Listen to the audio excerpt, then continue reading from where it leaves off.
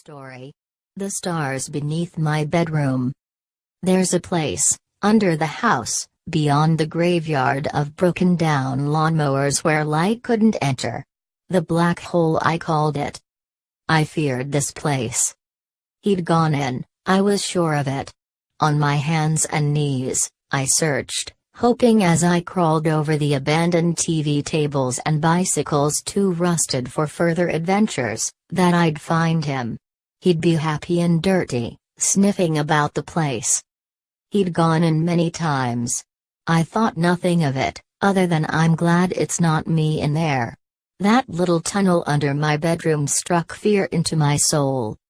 It had been 6 years since my first trip into the black hole. I'd hoped it would be my last.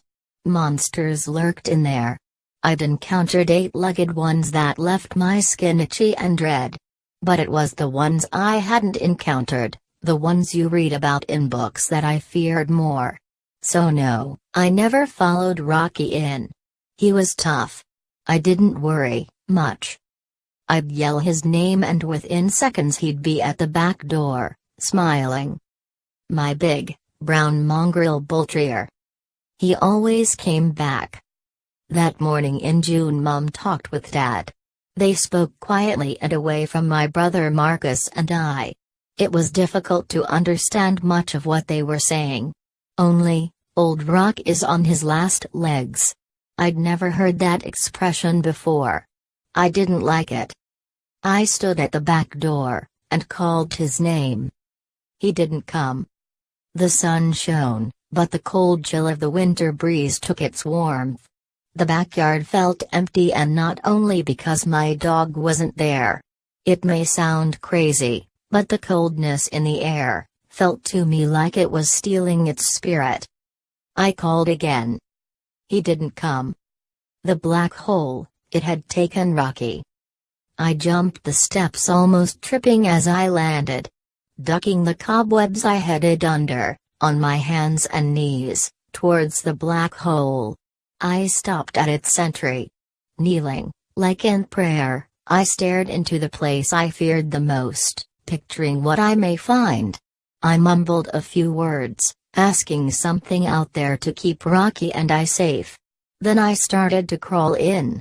Dad was always hoping for problems to fix themselves, so never got things done. If I didn't get Rocky out, he may not come out. This sense of responsibility gave me strength. It was okay to be scared as long as I did what needed to be done. Into the dark, I shook with every step. The tingle of creatures crawling on my skin came, as I moved further into the tunnel. I slapped at my arms, then my head. They were rolling in my hair, I could feel them. But I found no monsters, just hair. I heard breathing. "You shouldn't have come," a voice said, deep and slow. I froze. "Sam?" it said louder. "Yes?" my voice echoed. "Go home," it said. "Please." My mind could have been playing tricks on me. That voice could have been the lounge room television, just above the floorboards, I thought. Whatever it was, it wouldn't stop me. No quest I'd ever read ended with, he sat there, afraid in the dark, and then went home. I was scared, but I was determined to be strong. I saw light, flickering ahead. Light in the black hole? I laughed. Nothing made sense. I'd crawled a mile in a tunnel that should have been meters long. And now there was light, allowing me to see in the dark. There were no floorboards above me, so I stood. I saw a campfire, crackling small clouds of smoke by a pond. I felt its warmth and saw impossible stars, shining in a sky under my bedroom. Rocky lay there, by the fire. I smiled, putting aside what didn't make sense. He smiled back. Relieved to find my pal unharmed, I sat by him and let out a big breath. "Sam. This place is not for you," said a voice, distant but clear. "I'm not frightened," I told myself.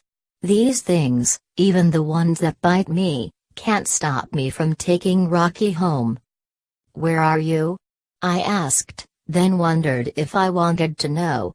Seeing the creature had nothing to do with my mission. I put my strongest voice in my throat and said, "Actually, I don't care. Rocky is coming home." I heard a small flurry of wind. "Yes, but perhaps a new home," said the voice. "No," I yelled, holding tight to Rocky's collar so the invisible creature couldn't take him. A chill blew about us. The campfire seemed to twist and stretch, as the flurries of wind kept coming. I shivered, holding as tight as I could. "It's not your choice to make, Sam," said the voice, sounding closer. There was nothing scary about the voice. Amazed at myself, I let go of Rocky and raised a funny, little boy's fist to the sky. "Listen," I said, gritting my teeth. "I don't know who you are, but we're leaving. Come on, Rock." "That is not your choice," it repeated. "Be quiet," I screamed, then yanked hard at Rocky's chain. "Rocky, come on." He looked at me with big, loving eyes, but didn't move.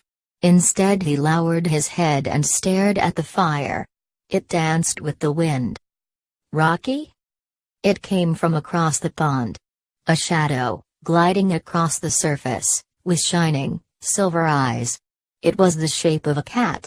I threw a rock, hoping to scare it away. The rock sailed through it in flash of lightning and a thunderous roar. "Who are you?"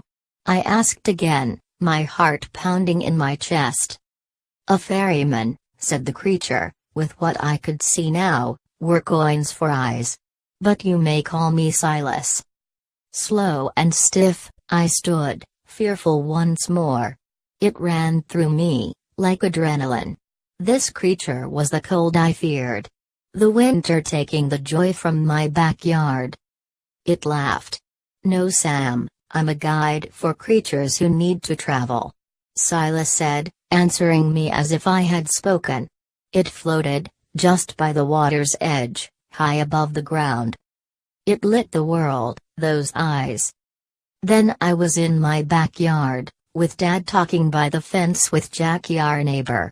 Marcus kicked a football, Rocky rolled on the grass, and I was happy.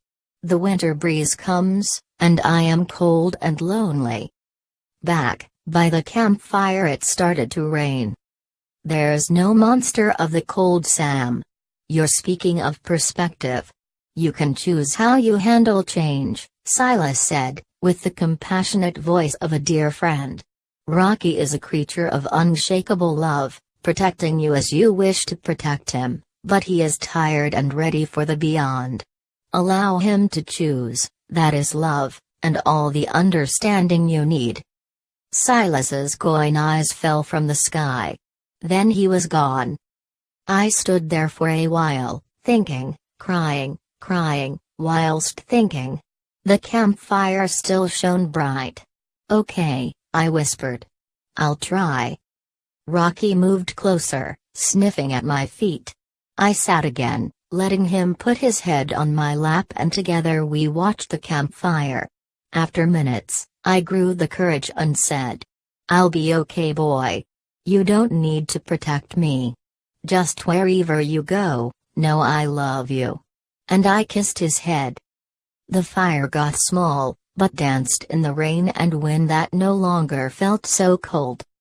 To lose our dear friends is never simple, and that morning, my understanding of love meant never saying goodbye. It's so easy to get greedy. But I learned that love endures. The decision to let go, no matter how hard, is part of the magic of real love. Our separate adventures awaited. I walked my friend to the boat, docked curiously in the small pond. Silas's coin eyes sat by the water's edge, shining in the grass. I picked them up and placed them in the boat, paying the ferryman for Rocky's voyage. He licked my hand and jumped in, sailing away, slow with a big smile. He barked joyously. I headed back, past the extinguished campfire, full of love for my departed friend.